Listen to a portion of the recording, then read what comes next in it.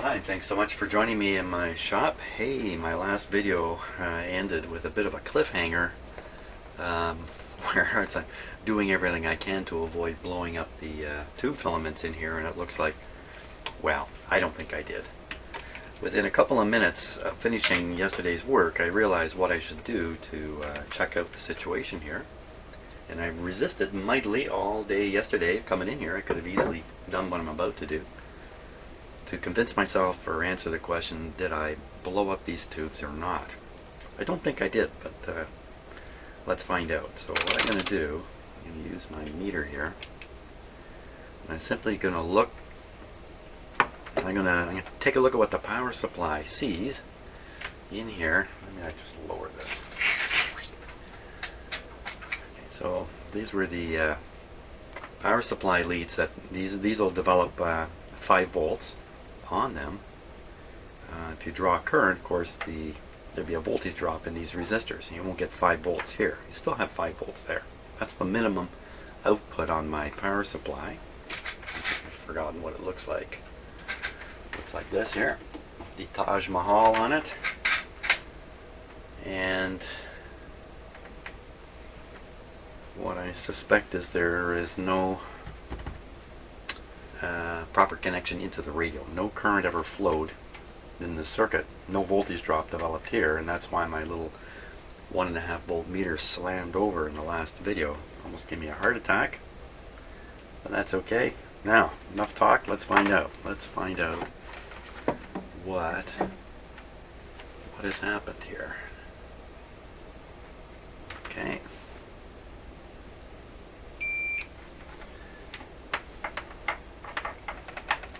So this will be looking back into the radio. Now, I won't necessarily ring this meter. Good so far. I think the radio's switched off. There we go. Oh, the radio is on. Oh, okay, that's a thumbs up. That's a thumbs up. So what this is showing right now is no current can flow in this circuit. Why? I don't know. It could be everything from a bad clip lead over here in my monster clip lead setup, or, well, you know, there is the possibility that I popped all the filaments in these tubes. They are now open, and so now when I do this test, what I see is open tubes. But I think what's more likely is the switch is not working. So now checking that out. I'll just put the ohm meter on the switch here. That should do the trick.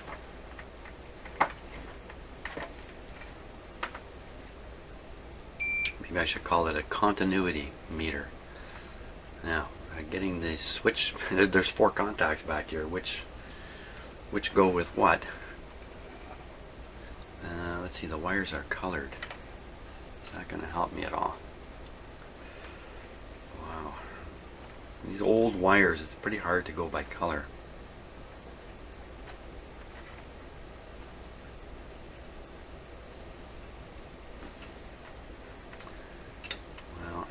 Okay, so switch is on. I think this is the high voltage here.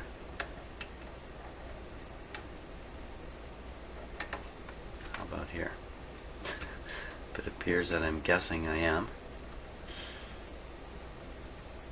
No doubt about it. I gotta sharpen up my meter needles. Here we go. Okay, so there's one switch closed. I think that's the high voltage one. So this one would be the low voltage one here.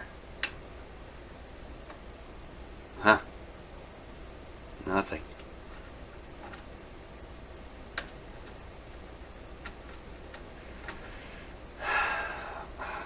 This really it's not particularly good news when you find one of these switches defective. They're not the easiest thing to replace.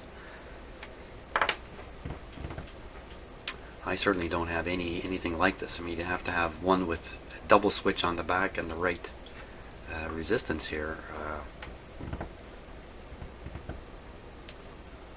Okay, so we got to be absolutely certain about this. So the way to do that would be to start down at this clip lead trace the circuit to the back of that switch. Either here or here. You know, that should ring also. That's the other side of the closed switch, so it should be ringing. Let me just check the other wires here in case I'm talking through my hat. So, okay, so we can see it. See the connection making it all the way to which one of these was it now? All the way to the upper one. Switch leads here.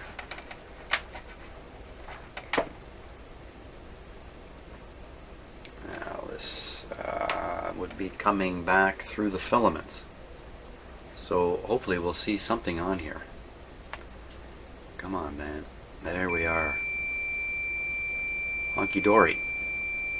So that's actually sending the test current from the meter through all the filaments to the other side of the switch.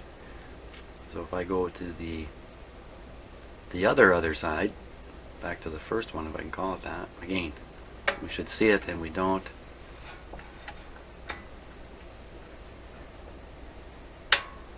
Open switch.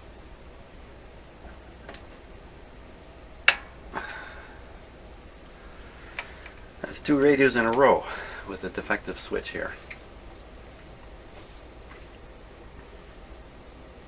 Not quite in a row. That's 2 radios in close succession with defective on-off switches.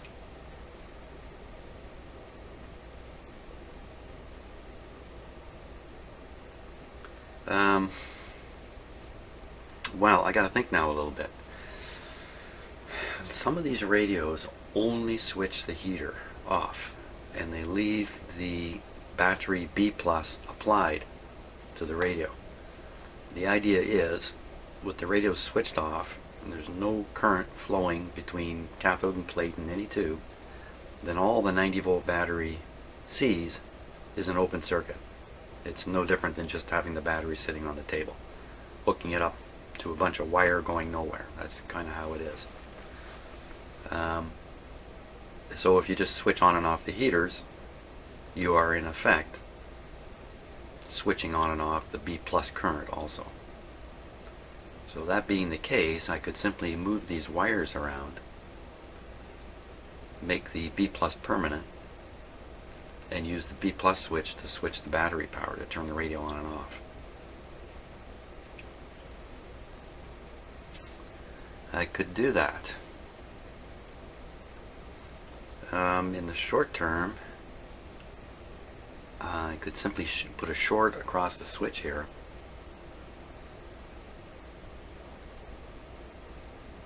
I could do that even with just a clip lead for now, but I think that would be a little bit flimsy. So I think what I'm going to do is, I don't even have to put a short. I could disconnect one of the wires from the switch and just solder it onto the other terminal. I could even introduce a temporary switch here if I wanted to. Why wouldn't I do that? Why would I do that? Hey, 2 good questions.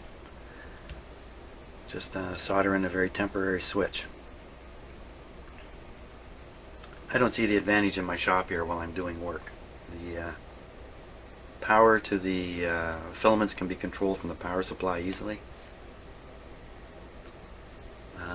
Soldering in a jumper wire is a waste of time. I just move one wire over and solder it up. Okay, that's my deal. How do I know for sure these tubes are good? Well, I still don't, really. I mean, the filaments appear to be good. I didn't exactly take a resistance test and then use that to judge how many filaments are good. We just go on the assumption all the tubes are good. That's a good assumption. When you get a radio like this, it's not bad to start out with the assumption that all the tubes are good. If you got a tube tester handy, go ahead and test them. But if you don't, carry on in faith that tubes are good until you have a reason to think otherwise. The reason I'm saying that is because in my own experience, tubes are pretty reliable. This one being not so much. Tubes are very reliable. Certainly in the vintage of a radio like this, in the year 2017, It's capacitors that are going to be the problem for sure. Tubes kind of secondary. So we'll cut the wire that's in a more awkward location here. Solder it in the easier spot.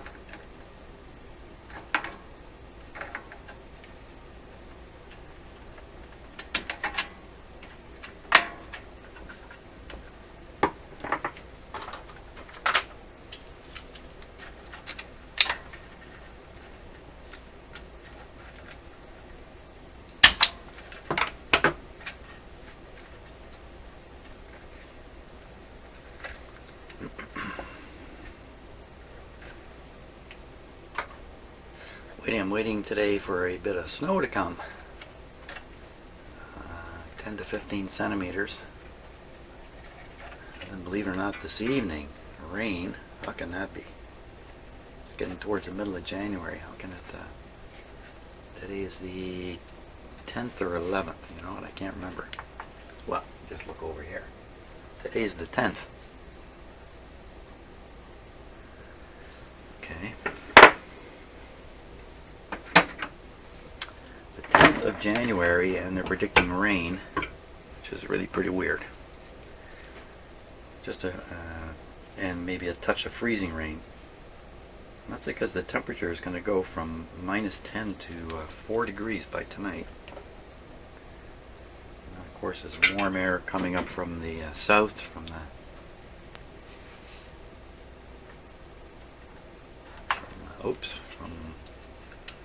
southern states, where sometimes they have an excess of heat down there. They like to share it with us up here. When they're done with it, after they're done with the hot air, they send it up here. They being the Americans. It's a 50-50 chance you're an American.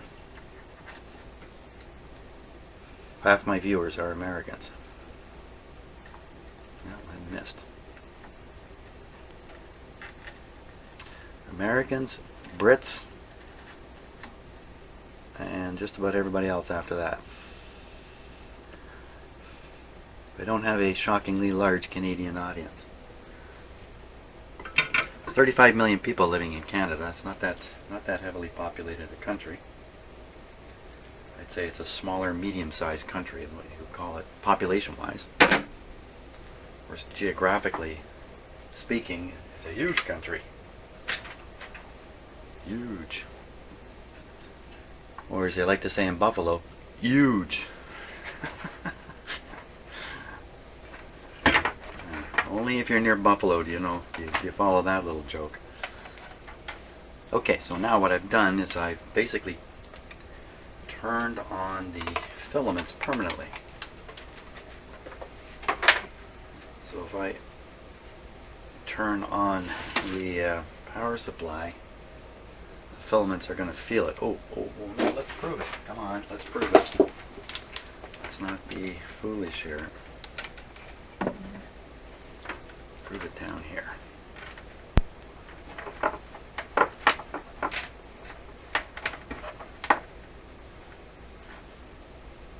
There we go. See the numbers?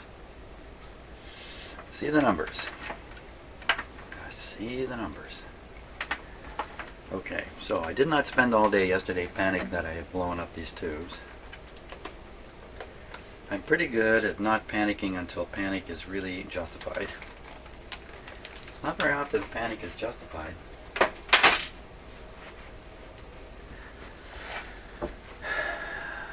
And you know what? It's so easy to feel panic in the modern world all day long. All you gotta do is turn on the news and panic will set in. That's not good for any of us. You cannot go through life in a state of panic. Okay.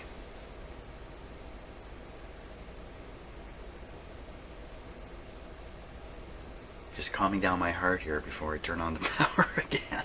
Oh, let's warm up a few things here.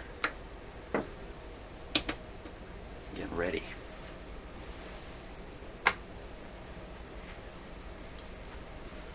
Okay, so just to rehearse here, Let me just change the lighting a bit. Douse the big overhead light. B plus on here. The A battery here. Full scale is what we're looking for. No more than that. We're not looking for it to slam over this time.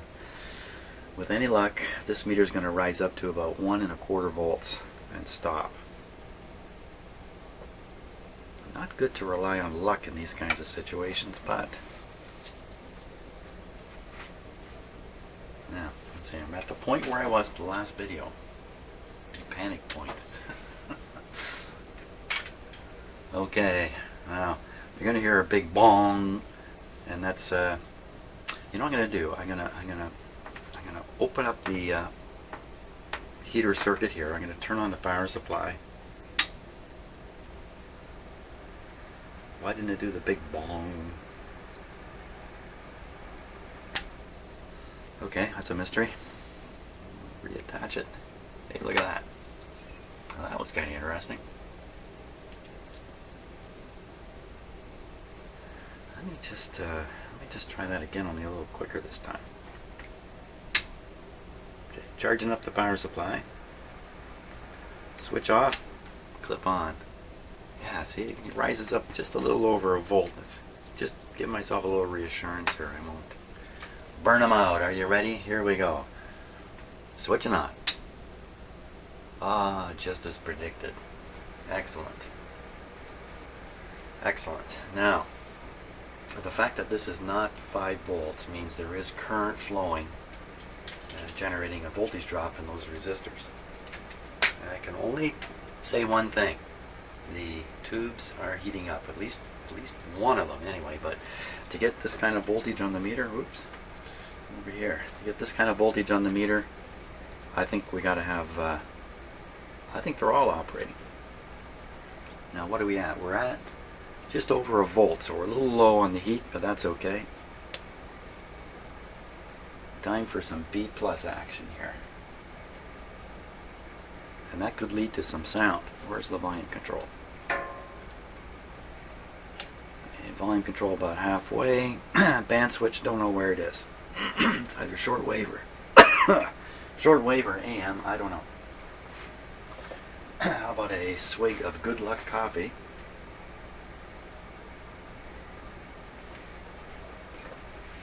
When I was brewing it this morning, I said magic words over it, so here we go. Okay, watching the B plus meter, listening with the ears.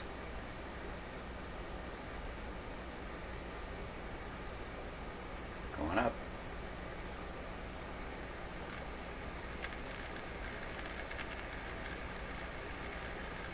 I hear it.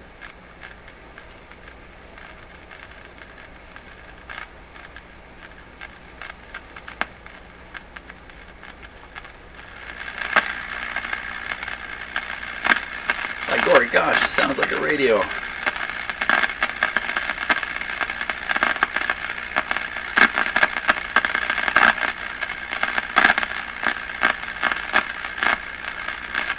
A little much on the crashing.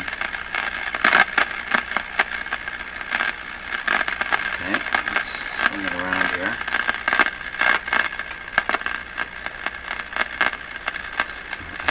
Tune it. Not with this string, we won't. It won't do anything. I gotta tune it by hand here. Okay. Just a little awkward. Oh, Meg, just turn this dial.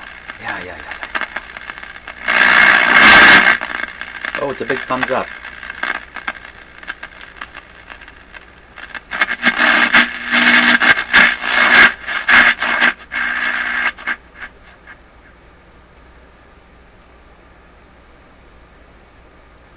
What happened?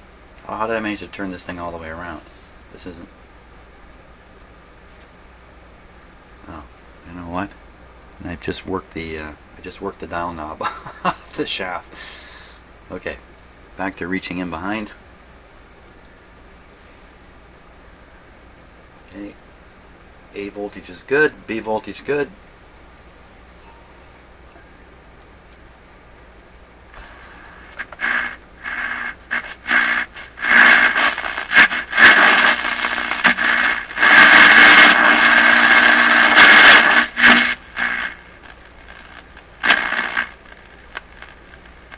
There's the end of the road there.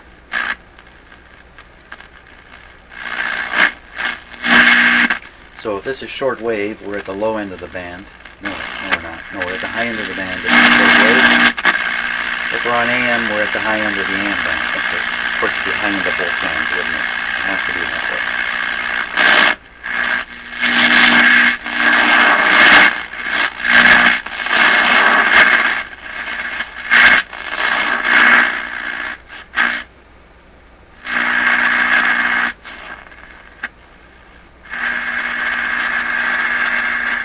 Okay, I'm going to say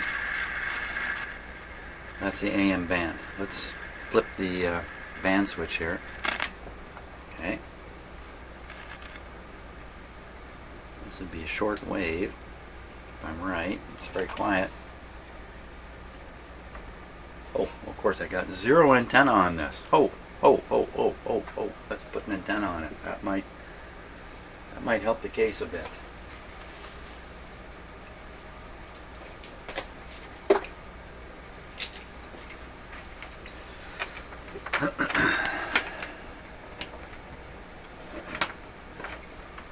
Okay, so this is an outdoor antenna now.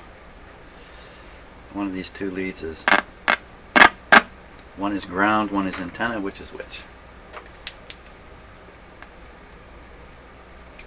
Come through here in a twisted wire.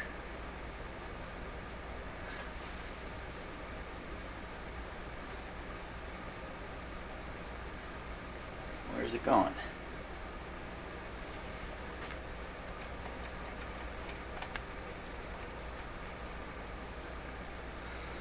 Well, I think the yellow one is the one we want to get on. Oops, which one's the yellow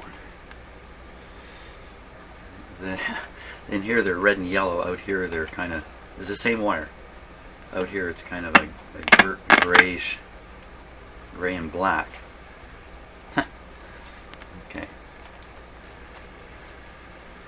And I don't know if you can see that, but there's a knot tied in it, and one side of the knot they're colored, and the other side they've lost their color.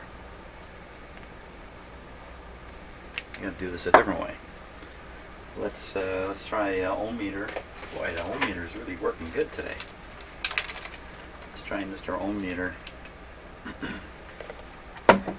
See if we can figure out which one of these is tied to the chassis. Assuming one of them is tied straight to the chassis here.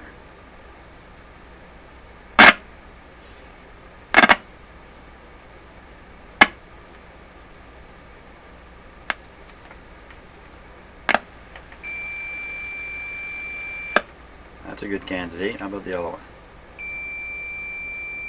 That's an even better candidate.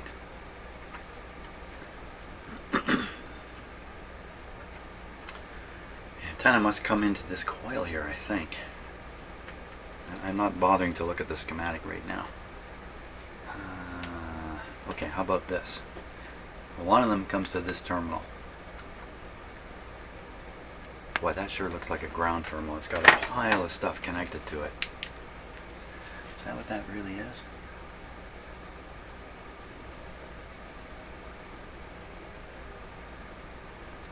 Many wires connected to it.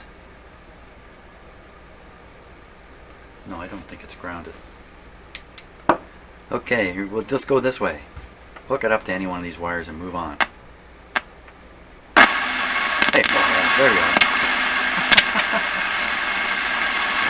Hook it up to the wire that makes the best effect. That sounds great. Okay, let's get back to tuning.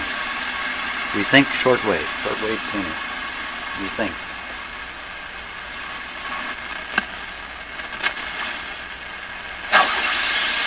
Ladies and gentlemen, are you looking for the coming of Christ?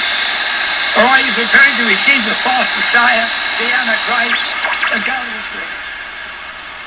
You see this mark, identify with him, and you will eternally be left apart from God. Oh my gosh. and concern for you and your You know what? There isn't a shortwave radio in the world you can't turn on and within 1 minute find that guy's voice coming out of it. My gosh. My hat's off to him for his success. I certainly don't swallow much of what comes out of his mouth, if anything. But anyway, there he is, proving once again my shortwave radio is working. Hey, how do you like that, eh? Great. What am I going to do now? So I think the thing to do now is would be just the regular alignment stuff. We'll do the IF alignment next. You know what I could do right now is let's poke around with Mr. SDR in my software-defined radio. Let me just set that up. We'll take a look at what's going on, if we can find anything.